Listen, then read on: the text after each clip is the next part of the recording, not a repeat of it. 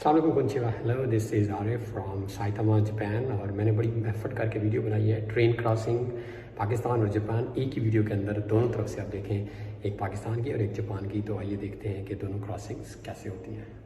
अस्सलामुअलैकुम कोंचिवा, हेलो। और देखिए फाटक बंद हो रहा है। आज आपको दिखाते हैं कि जापान में ट्रेन का सिस्टम कैसा है और पर्टिकुलरली फाटक कैसे है। ये देखिए ऑटोमेटिकली, वो देखें सामने बंद होने लगा है। मैं इस वक्त हाजीजू स्टेशन टोक्यो में जगह है और ट्रेन इस तरफ से आ रही है। आप देखिए सिग्नल आ रहा है तो इस तरफ से इसका मतलब है ट्रेन आ रही होगी।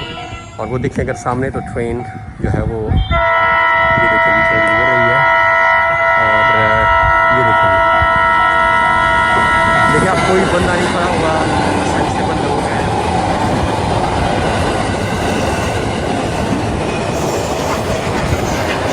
ट्रेन गुजर गई है और अब ऑटोमेटिकली आप ये देखिएगा